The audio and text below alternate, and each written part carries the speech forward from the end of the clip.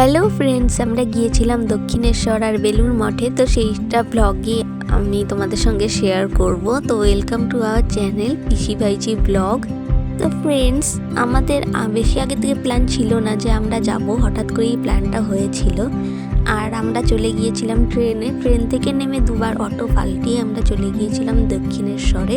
আর খুব সকাল সকালই রওনা দিয়েছিলাম, এই 7টার মতো। উপরে আমরা উঠে গেলাম এই ব্রিজের উপরে, গিয়ে দেখি এখানে অনেক ঠাকুরের ডালার দোকান বসেছে। তো একটা ডালা কিনে নিলাম। আর দেখো এখানে কি সুন্দর মন্দিরের নকশা করা রয়েছে। তো সেখান থেকে নেমে এই দেখো আমরা এখানে মন্দিরে এন্টার করছি, গেটটাও তোমাদের দেখালাম। আর এটা হচ্ছে রামকৃষ্ণের ছবি দেওয়া ভোজনালয়। তো ফার্স্টেই আমরা এখন পুজো দিয়ে নেব। তোমরা তো দেখতেই পাচ্ছ ভিড়টা বেশি একটা নেই। আমাদের ঢুকে তাড়াতাড়ি পুজো দেওয়া হয়ে গেছে, কারণ লাইন খুব একটা ছিল না। আর ওখানের পুজো দিয়ে তারপর শিবের মন্দির এসব দেখে আমরা আবার এই চত্বরটা এসে পড়লাম।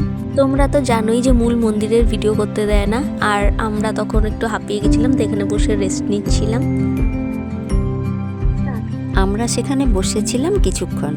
জায়গাটিতে এক প্রশান্তি ছিল, যা একমাত্র ধর্মীয় স্থানে পাওয়া যায়।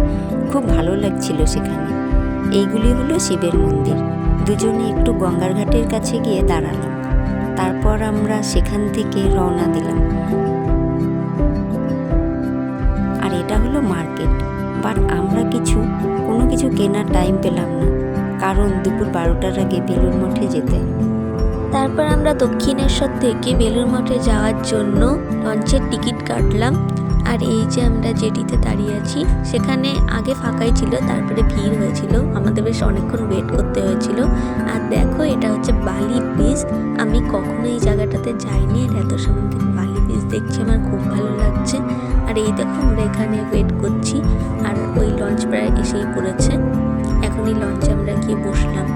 যেহেতু আমরা লাইনের সামনে দাঁড়িয়ে রয়েছিলাম, তাই আমরা বেশ আগেই সিট পেয়ে গেছি। এখানে যাতায়াতের রাস্তাটা বেশ বড়ই, তাই আমাদের লঞ্চে বেশ অনেকক্ষণই বসতে হবে। আর ততক্ষণ আমি এই ভিউ এনজয় করলাম। আর এখানে বালি ব্রিজের পরে আরেকটাও ব্রিজ রয়েছে, যেটার নাম হচ্ছে নিবেদিতা ব্রিজ। তো সেই দুটোই আমরা দেখলাম। আর দেখো এই পাশে আরেকটা লঞ্চ রয়েছে। তো ভিউ দেখতে দেখতে আমরা এসে পড়লাম বেলুড় মঠে। আর এখানে দেখো কত কাশফুল ফুটে রয়েছে, কিন্তু আমি সামনে থেকে কাশফুলগুলো চিনতে পারিনি, কারণ অনেক দূরে ছিল। এরপর আমরা রওনা দিলাম বেলুড় মঠে। আর বেলুড় মঠে অল্প হাঁটার পরই পৌঁছে গেলাম। আর এখানে তেমন ফটোশ্যুট করা অ্যালাউ ছিল না, তাই আমি ভেতরে তেমন কোনো পিকচারই তুলতে পারিনি।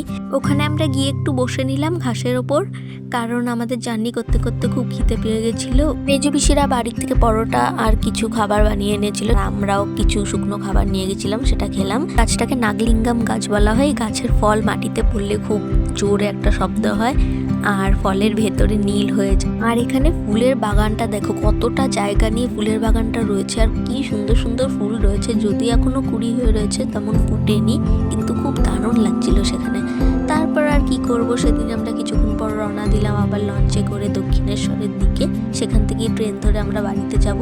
আর এখান থেকে দেখো নিবেদিতা ব্রিজ আর বিবেকানন্দ ব্রিজটা খুব ভালোভাবে দেখা যাচ্ছে।